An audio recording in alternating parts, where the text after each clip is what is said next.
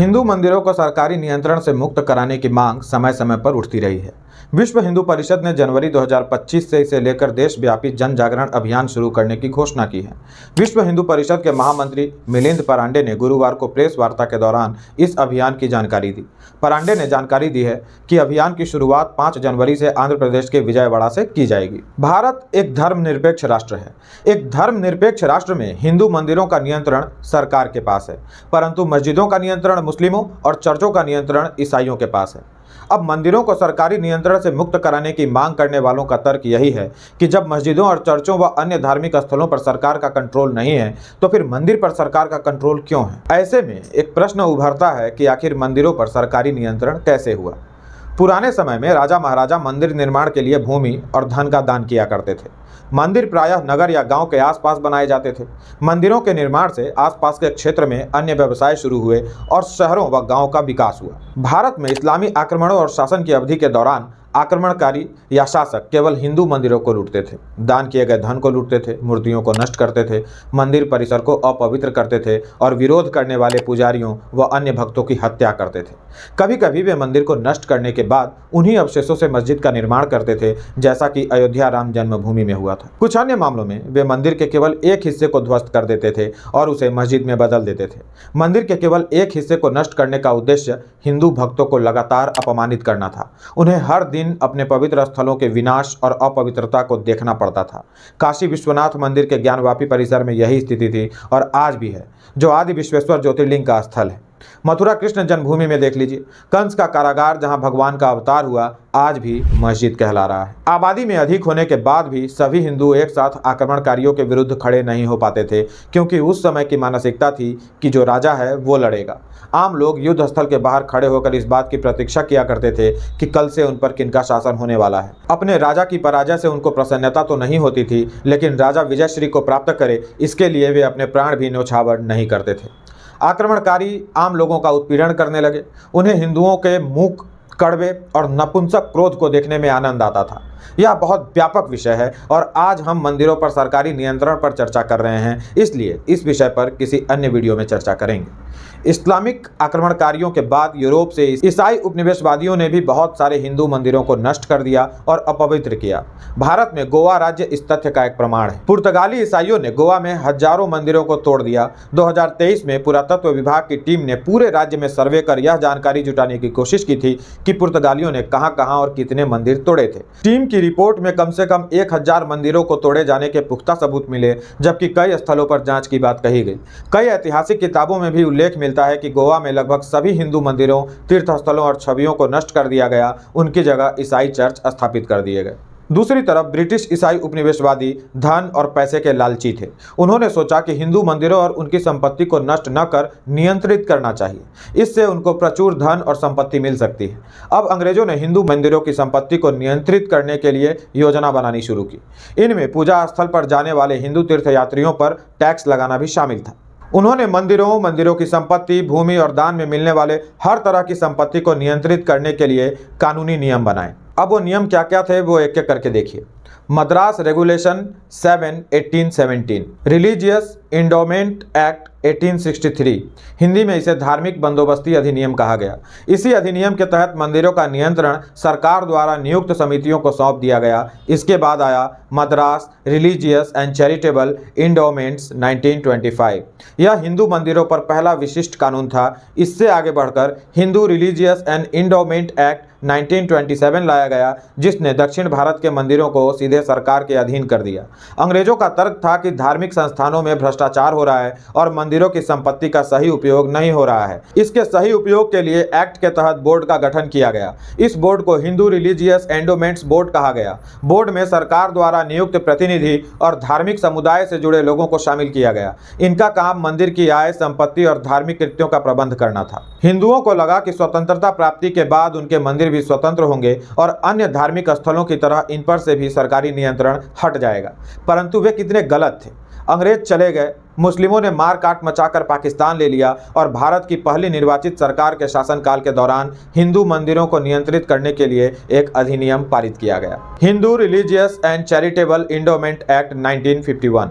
हिंदी में हिंदू धार्मिक और धर्मार्थ बंदोबस्ती अधिनियम 1951। इसका उचित अर्थ केवल यह था कि मद्रास अधिनियम 1927 के तहत बनाई गई पूर्व योजनाएं उसी प्रकार प्रभावी होंगी जैसे कि अंग्रेजों के शासनकाल में थीं। यह सार्वजनिक है कि स्वतंत्र भारत के पहले प्रधानमंत्री जवाहरलाल नेहरू भारत में हिंदू पुनरुत्थानवाद से कितना डरते थे और इसके विरोधी थे, परंतु नेहरू के इस निर्णय से हिंदू समाज दुखी था।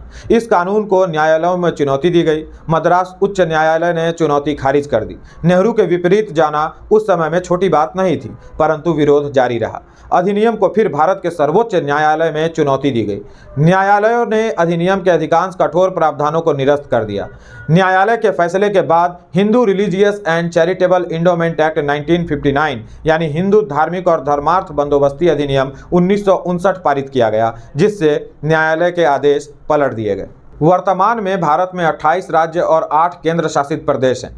इनमें से केवल 10 राज्य 1,10,000 से ज़्यादा हिंदू मंदिरों को नियंत्रित करते हैं। तमिलनाडु राज्य 36,425 हिंदू मंदिरों और 56 मठों को नियंत्रित करता है। राज्य मंदिर ट्रस्ट के पास 4,78,000 एकड़ हिंदू मंदिर भूमि है। फिर भी तमिलनाडु सरकार ने मद्रास उच्च न्यायालय को सूचित किया था कि 11,999 हिंदू मंदिरों से पूजा का खर्च उठाने लायक रेवेन्यू नहीं आ पाता और उनके पास एक भी दिन पूजा करने के लिए पैसे नहीं हैं। प्रश्न है कि फिर हिंदू मंदिरों से निकाले गए सारे रुपए कहां जाते हैं? मंदिर कार्यकर्ता TR रमेश का दावा है कि तमिलनाडु राज्य सरकार हिंदू मंदिरों के माध्यम से कुल 2,44,00,000 वर्ग फीट हिंदू मंदिर भूमि को नियंत्रित करती है। राज्य नियंत्रण के कारण सरकार भूमि को नियंत्रित करती है, उसका किराया तय करती है और पैसे वसूलती है। सरकार को वर्तमान बाजार मूल्य के अनुसार इस सारी भूमि से प्रतिवर्ष 6,000 करोड़ रुपए कमाने चाहिए, लेकिन सरकार के अनुसार वह केवल 58 करोड़ रुपए के लगभग कमाती है, जो भूमि मूल्य का 1% भी नहीं है। कर्नाटक राज्य 34,563 हिंदू मंदिरों को नियंत्रित करता है। केरल, जहां लंबे समय से कम्युनिस्टों का शासन रहा है, वहां 5 देवस्थम बोर्ड हैं, जिनके नाम हैं त्रावणकोर, गुरुवायूर, कोचीन, मालाबार और कुडलमणिक्यम। ये 5 बोर्ड सामूहिक रूप से 3,058 हिंदू मंदिरों को नियंत्रित करते हैं। धर्म का, विशेषकर हिंदुओं का विरोध करने वाले वामपंथी हिंदू मंदिर बोर्डों में शामिल होते हैं। दूसरे शब्दों में कहें तो उस पर नियंत्रण रखते हैं। वैसे तो यह संख्या लाखों में है, परंतु मैं आपको कुछ बड़े मंदिरों के नाम और रेवेन्यू की जानकारी दे देता हूँ। द महाकालेश्वर मंदिर एक्ट 1982। महाकालेश्वर मंदिर, जो शिव के 12 ज्योतिर्लिंगों में से एक है, मध्य प्रदेश राज्य सरकार द्वारा नियंत्रित और विनियमित है। राज्य मंदिर उसके राजस्व, पुजारियों यानी पुजारियों की नियुक्ति और यहाँ तक कि भक्तों को प्रसाद के रूप में दिए जाने वाले लड्डू के आकार को भी नियंत्रित करता है। इस मंदिर ने 2021 में 81 करोड़ रुपए की कमाई की थी। श्री वेंकटेश्वर स्वामी मंदिर, तिरुपति। तिरुपति मंदिर द्वारा दान के रूप में प्राप्त धन ने हमेशा आक्रांताओं और शासकों का ध्यान आकर्षित किया है, जो हिंदू मंदिरों की संपत्ति को लूटना चाहते हैं। हिंदू राजाओं के पतन के बाद तिरुपति मंदिर मुस्लिम शासकों के नियंत्रण में आ गया।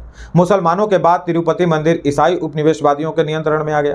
ईस्ट इंडिया कंपनी ने तिरुपति मंदिर पर कब्जा करने के लिए 1821 ईस्वी में ब्रूस कोड लागू किया था। वर्तमान समय में TTD यानी तिरुमाला तिरुपति देवस्थानम न केवल प्रसिद्ध तिरुपति मंदिर बल्कि कुल मिलाकर लगभग 200 हिंदू मंदिरों को नियंत्रित करता है। तिरुपति इसके नियंत्रण में सबसे धनी और सबसे प्रसिद्ध मंदिर है। वर्ष 2023 में तिरुपति मंडी का हुंडी संग्रह अकेले 1,398 करोड़ रुपए था। इस राशि में भक्तों से प्राप्त सोने और चांदी का दान, TTD द्वारा नियंत्रित अन्य मंदिरों में प्राप्त दान या वस्तुओं को बेचकर प्राप्त धन शामिल नहीं है, वो अलग है। 2023 में वैकुंठ एकादशी के अवसर पर ही इसे कुल 40 करोड़ रुपए प्राप्त हुए थे। यह भी ध्यान देने वाली बात है कि कई बार TTD द्वारा दिए गए आंकड़ों में विसंगतियां पाए जाने के आरोप भी लगे हैं। आरोपों के अनुसार TTD प्राप्त दान को कम करके बतलाता है। TTD आंध्र प्रदेश और तेलंगाना राज्यों में कल्याण मंडपम नामक विवाह स्थल भी चलाता है। यह स्थल पूरे साल पहले से बुक रहते हैं और इनसे काफ़ी कमाई भी होती है। हाल ही में इसकी संपत्तियों का सरकारी मूल्यांकन सार्वजनिक किया गया था, जिसमें 7,123 एकड़ भूमि का मूल्य 85,705 करोड़ रुपए आंका गया। TTD मंदिर की जमीन बेचने के प्रयास भी कर चुकी है।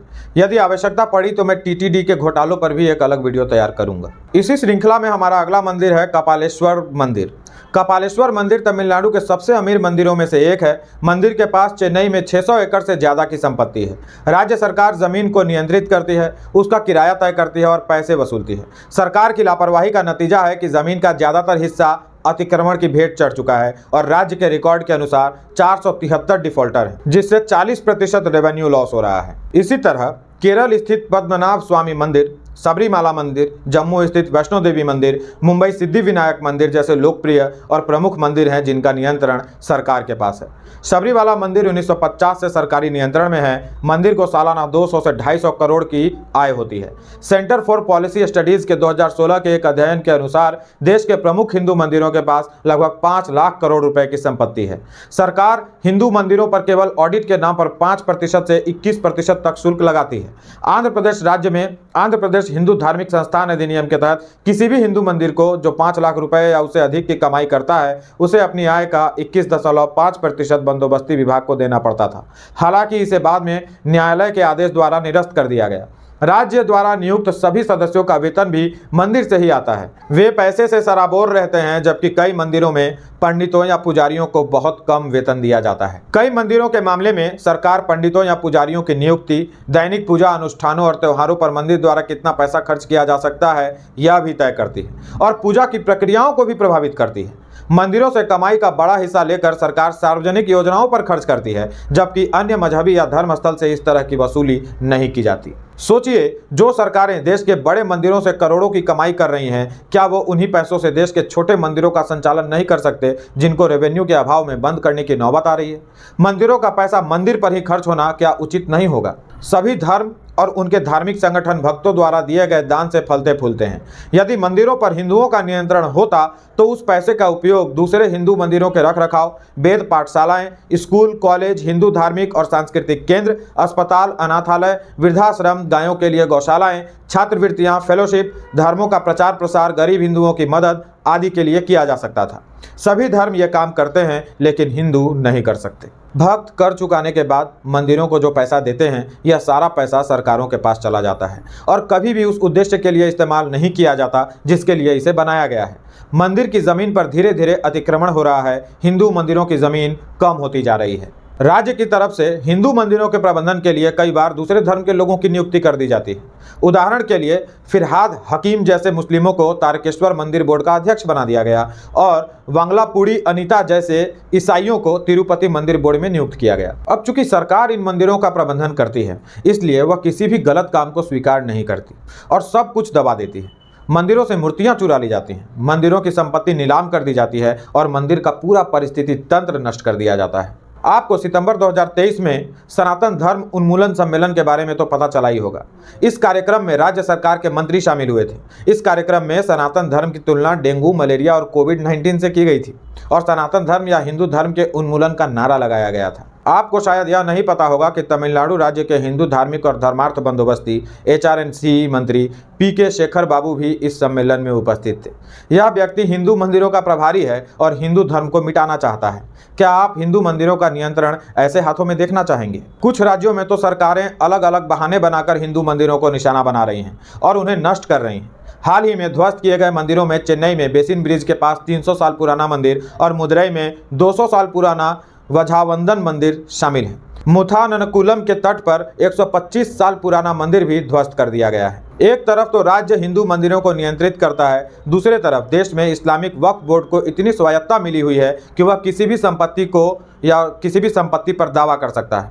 वक्फ बोर्ड ने हाल ही में एक 1500 साल पुराने हिंदू मंदिर पर दावा कर दिया जो इस्लाम धर्म से भी ज़्यादा पुराना है। इस पर हम पहले भी कई बार चर्चा कर चुके हैं। पिछले कुछ वर्षों में बीजेपी की ओर से इस दिशा में कदम बढ़ाए गए हैं। 2019 में उत्तराखंड बीजेपी सरकार ने एक बोर्ड बनाकर 4 धाम मंदिरों और 49 अन्य मंदिरों का प्रबंधन एक बोर्ड के अधीन कर दिया था। हालांकि इस फैसले का विरोध हुआ और सरकार को यह निर्णय वापस लेना पड़ा था। मध्य प्रदेश में बीजेपी सरकार ने वर्ष 2023 में मंदिरों पर से सरकार का नियंत्रण कम किया था। कर्नाटक बीजेपी की सरकार ने भी ऐसा ही करने का वादा किया था, लेकिन वह अपने कार्यकाल में आगे नहीं बढ़ सकी। अब है कि हिंदुओं को क्या करना चाहिए। सबसे पहले तो हिंदुओं को इस पूरे विषय में जागरूक होना होगा और दूसरों को भी जागरूक करना होगा। जो लिख सकते हैं वे इस विषय पर लिखें, जो बोल सकते हैं वो बोलें, अपनी आवाज़ उठाएं, वीडियो बनाएं। जो यह भी नहीं कर सकते वो हम लोगों के द्वारा बनाए गए वीडियो को शेयर करें। कुल मिलाकर इस मुद्दे को अपने और हिंदू समाज के लिए महत्वपूर्ण बनाएं। सफलता अवश्य मिलेगी। आज के लिए इतना ही। जुड़े रहने के लिए आप सभी का बहुत बहुत आभार, बहुत बहुत धन्यवाद।